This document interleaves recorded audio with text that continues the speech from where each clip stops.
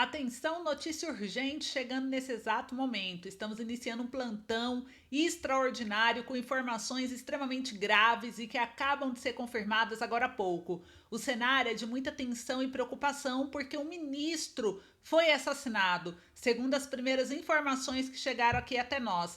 Ao longo desse boletim, eu vou trazer todos os detalhes já apurados, explicar o que aconteceu, quais foram as circunstâncias desse crime e também o que pode ter motivado essa tragédia que está abalando o país nesse momento. Além disso, uma operação de grande escala acaba de revelar indícios de uma fraude bilionária que está sendo investigada pelas autoridades. O caso ainda está em andamento e novas informações devem surgir a qualquer momento.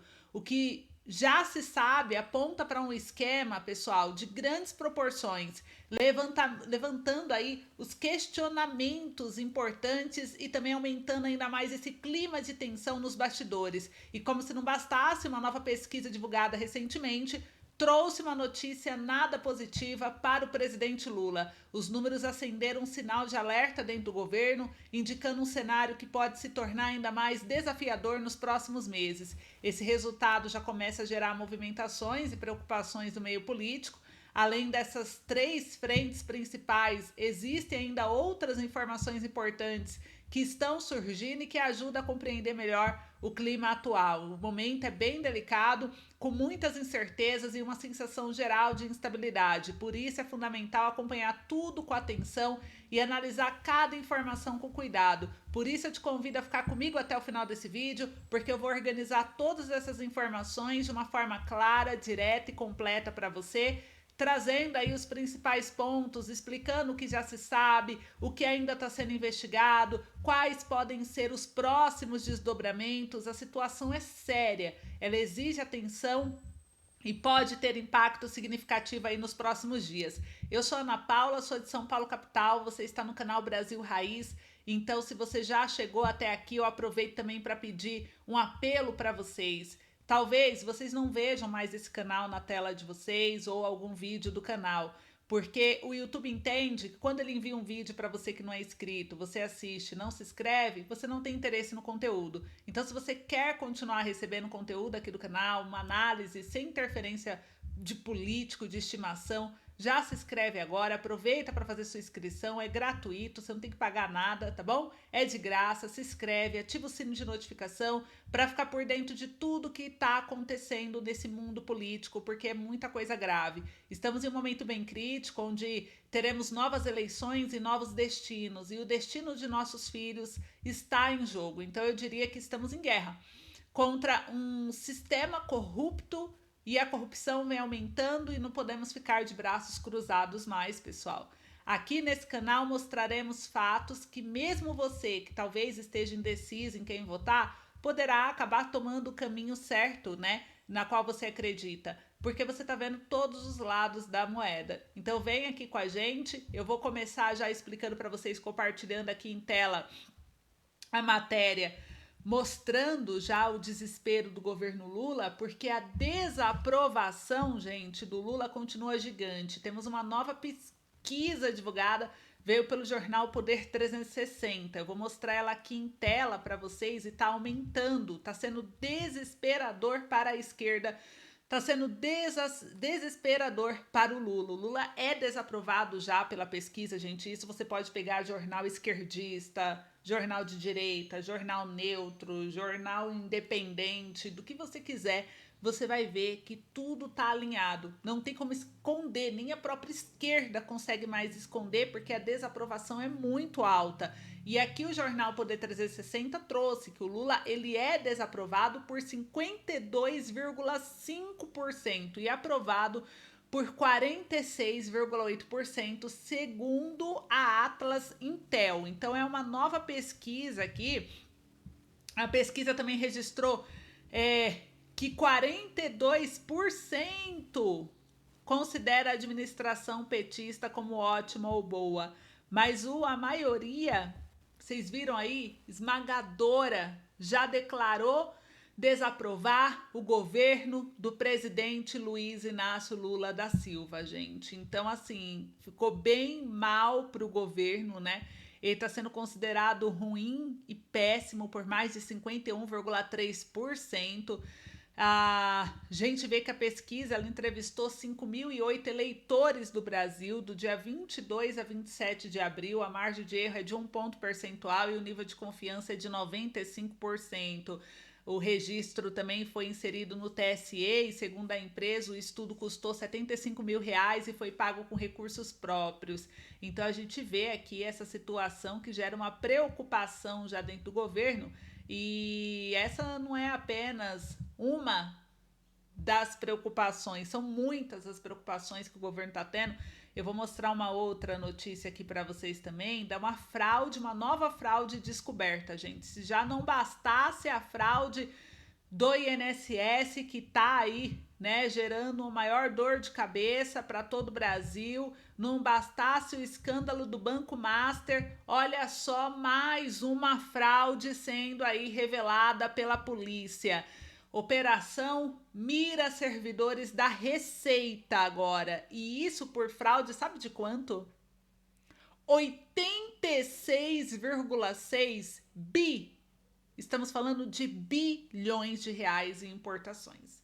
Não estamos falando de milhões, estamos falando de bilhões. Mais uma fraude bilionária dentro do país. A gente não aguenta, né? E aqui mostra, segundo a UOL, a Receita Federal, o Ministério Público Federal, a Polícia Federal, eles cumprem 45 mandados de busca e apreensão contra servidores do fisco e despachantes aduaneiros. Os alvos são suspeitos de causar um prejuízo de ao menos 86,6 bilhões de reais pelo recebimento de propina para liberar mercadorias importadas no Porto do Rio de Janeiro entre os meses e anos de julho de 2021 e março desse ano 2026, até mês passado.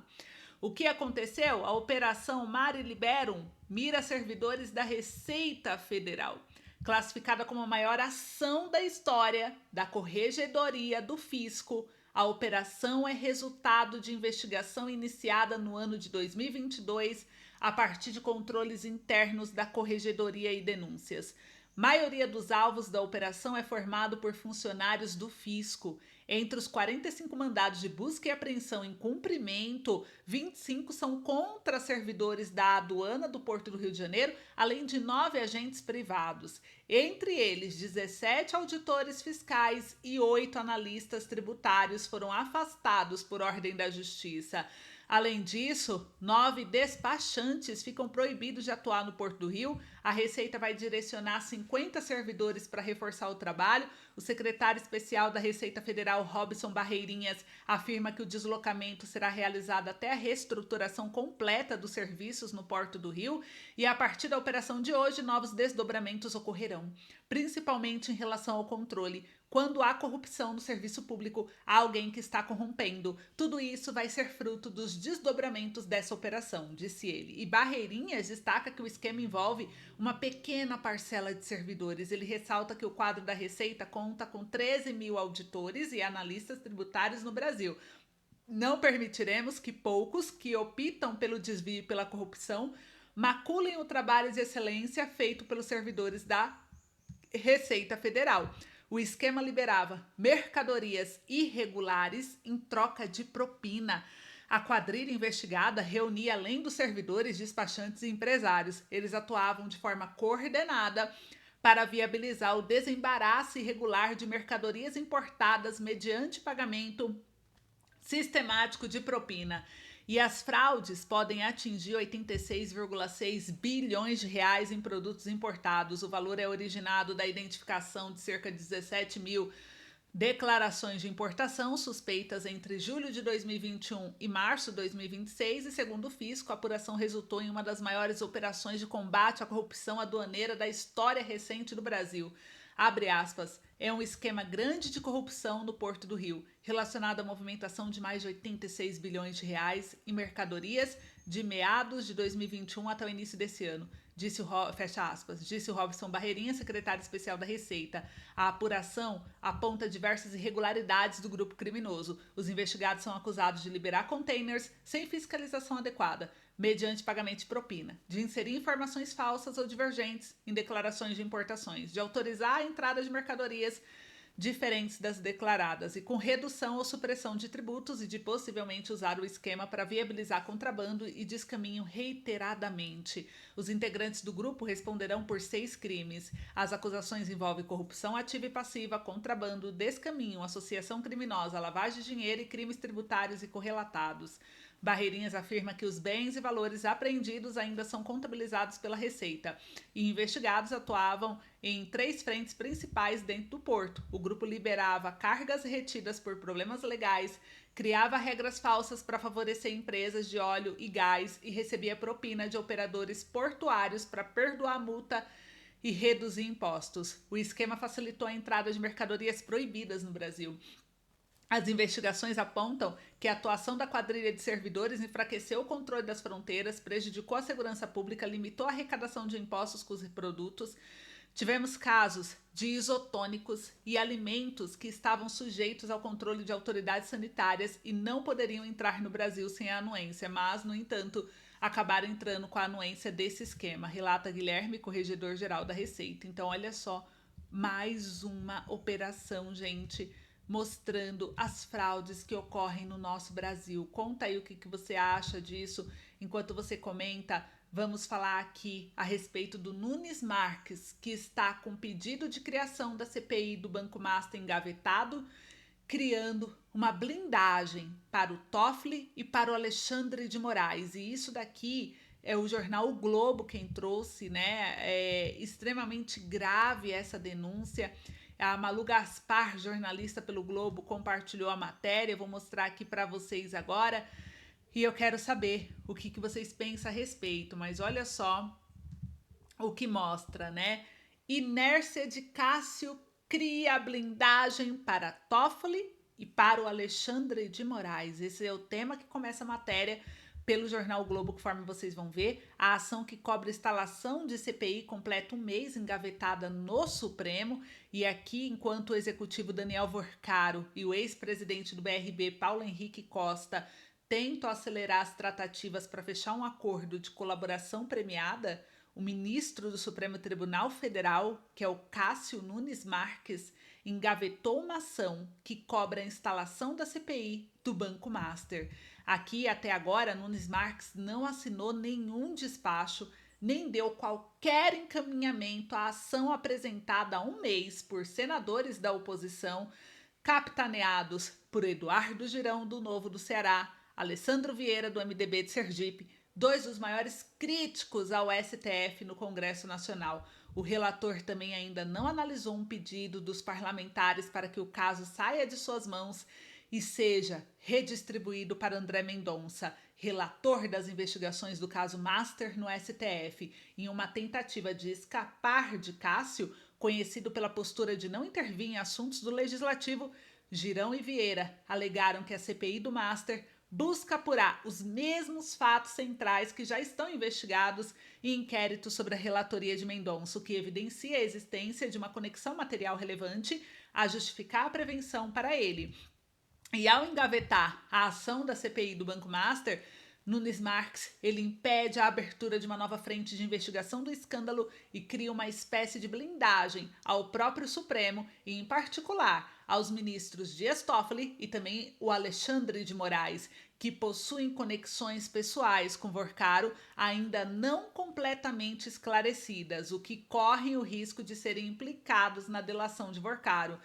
E o Toffoli deixou a relatoria do caso Master no dia 12 de fevereiro desse ano, após a Polícia Federal entregar ao presidente da corte, o Edson Fachin, um documento de 200 páginas listando indícios de conexões entre Vorcaro e Toffoli que poderiam levar à suspeição, como, por exemplo, o pagamento de 35 milhões de reais do Banco do Vorcaro por uma fatia do resort Itaiaiá, do qual o ministro admitiu ser sócio. Depois disso, ele passou a alegar suspeição para não participar de julgamentos relacionados às investigações do Master, como os das prisões de Vorcaro e Costa, alegando suspeição. E já o elo de Vorcaro com Moraes veio à tona após o blog revelar que o Master fechou um contrato de 129 milhões de reais com o escritório de Viviane Barça de Moraes, que é a mulher do ministro do STF. O blog também revelou mensagens trocadas entre o ministro e o Vorcaro no dia de sua primeira prisão, em 17 de novembro do ano passado, 5 horas antes de ser detido por policiais federais no aeroporto de Guarulhos. Vorcaro perguntou a Moraes se tinha alguma novidade e ainda questionou: conseguiu bloquear? Vorcaro também tem conexões com Cássio e seus familiares. E o Vorcaro é o Daniel Vorcaro, ele é dono do Banco Master. Conforme revelou o Estadão, o banco enviou 6,6 milhões de reais à Consult, que é uma empresa de consultoria que fez pagamentos entre agosto de 2024 e julho de 2025 ao advogado Kevin de Carvalho Marques, que é filho de Cássio. Um relatório do Conselho de Controle de Atividades Financeiras, que é da COAF, sobre as movimentações do Master, identificou 11 transferências para Kevin, que totalizava R$ 281.600. É injustificável, inadmissível e extremamente desrespeitoso o que o Cássio está fazendo, não comigo, mas com o Brasil, é o que criticou Girão. É um aniversário vergonhoso ver a ação parada há um mês com a informação sobre o escritório de advocacia do filho dele. Ele deveria ter se declarado na primeira hora suspeito ou impedido, fecha aspas, é o que disse. Então, a gente segue acompanhando. Na prática, a inércia de Nunes Marques ignora a jurisprudência do Supremo a favor do direito de as minorias parlamentares abrirem CPIs quando cumpridos os requisitos estabelecidos pela Constituição, como a coleta do número mínimo de assinatura. Essa exigência foi preenchida no caso da CPI do Master, que reúne o apoio de 34 senadores, mais do que o quórum exigido pela Constituição, que é 1/3 da casa, ou equivalente a 27 senadores, além da ala do Supremo que atua na órbita de Moraes e Toffoli. A instalação da CPI do Banco Master esbarra na resistência do presidente do Senado, Davi Alcolumbre, do União Brasil, que teme o avanço das investigações a menos de 6 meses das eleições. Então, isso porque o Fundo de Pensão dos Funcionários do Amapá, o Amprev, aplicou 400 milhões de reais em letras financeiras do Master de forma irregular, em uma operação comandada por um apadrinhado do presidente do Senado, que é alvo de um inquérito da Polícia Federal. E a distribuição do pedido de Girão e Vieira para Nunes Marques foi recebida com alívio por aliados do Alcolumbre, já que o ministro é próximo de lideranças do Centrão no Congresso Nacional que aprovaram a sua indicação do cargo em 2020 e estão entre as que têm mais chances de serem atingidas pelas investigações. Então, Nunes Marques, ele é conhecido pelos seus pares pela postura de não intervenção em assuntos do Congresso, mas, nesse caso, ao travar a instalação da CPI do Banco Master, o ministro deixa de lado uma sólida jurisprudência do próprio Supremo, reiterada diversas vezes ao longo dos últimos 20 anos, defendendo o direito das minorias parlamentares de abrirem as comissões quando preenchidos os requisitos exigidos pela Constituição. Então foi o que aconteceu em 2021, quando o Supremo decidiu mandar o Senado Federal instalar a CPI da Covid, que se transformou num foco de desgaste para o então presidente Jair Bolsonaro ao expor em praça pública a desastrosa resposta do governo federal à pandemia. Mas naquela ocasião, mesmo acompanhando o entendimento dos colegas, Nunes Marques ressaltou que é prudente que o legislativo possa avaliar o modo mais adequado para a instalação e desenvolvimento dos trabalhos da CPI. E o precedente foi lembrado por Girão e Vieira ao cobrar do Supremo a instalação da CPI do Master. Na ação, os senadores alegam que Alcolumbre tem se mantido em estado de omissão institucional quanto ao processamento do requerimento de criação da CPI do Banco Master, deixando de adotar as providências necessárias ao seu regular encaminhamento, inclusive quanto ao seu recebimento formal e a respectiva leitura em sessão. Então a gente vê aqui que com a paralisia de Nunes Marques, o STF decidiu acompanhar o Senado no estado de omissão institucional. Então tá aí, gente, uma matéria de denúncia a respeito aí do STF. Eu quero saber de vocês o que vocês pensam a respeito desse assunto, né? Porque é uma denúncia grave aqui que o jornal O Globo trouxe, e agora a gente vai trazer uma notícia aqui que é bem grave, que é um ministro que foi morto em um ataque. Gente, isso é gravíssimo. Eu vou mostrar aqui, a matéria saiu pelo CNN Brasil, tá? E eu vou compartilhar agora em tela com vocês aqui, aonde mostra que o ministro da Defesa do Mali é morto em ataque de grupo ligado aqui, né, a um terrorismo, né, vamos dizer assim. Então aqui, gente, olha só, Sádio Câmara, ele é o ministro que foi morto em um ataque à sua residência. E isso quem informou foi o governo em um comunicado. O ministro da Defesa, gente, Sádio Câmara, foi morto em um ataque à sua residência. Informou o governo em um comunicado lido na televisão estatal, marcando uma morte de alto perfil durante os ataques coordenados realizados um dia antes por insurgentes. Um carro carregado de explosivo conduzido por um homem bomba suicida atingiu a casa de Câmara na cidade de Cati, né, perto de Bamako, desencadeando um tiroteio na qual ele foi ferido e posteriormente morreu no hospital, disse o porta-voz do governo. E em um comunicado que foi divulgado pela imprensa, o governo decretou 2 dias de luto nacional. Gente, o grupo aqui, né, ele é conhecido como Jotanin, né, ele cooperou com um grupo rebelde dominado por tuaregues para realizar ataques simultâneos em mais de meia dúzia de locais em todo o país, de acordo com alegações de ambos os grupos. Então é uma triste notícia, o governo não divulgou o número total de mortos, os ataques atingiram locais próximos, incluindo a área do aeroporto, bem como cidades do norte, enquanto a situação da cidade estratégica de Kidal permanecia incerta. E então, assim, o ataque evidencia uma ameaça persistente que o governo militar, né, de Assimi Goita enfrenta, o qual tem lutado para conter a violência insurgente apesar da intensificação das operações. As Nações Unidas condenaram os ataques e apelaram a uma resposta internacional ao agravamento da insegurança aí em todo o Sahel. Eu queria saber de vocês o que vocês acham disso, mas é uma triste notícia, até o ministro foi, né, assassinado, gente, que situação crítica e grave, e a gente vê que a política não está só grave aqui no Brasil, mas de forma internacional, e a gente precisa aí, né, orar, pedir paz, inteligência para saber lidar com esse momento difícil que estamos todos enfrentando, né? Então é isso, em breve eu trago mais um boletim, eu espero vocês no próximo vídeo, até logo!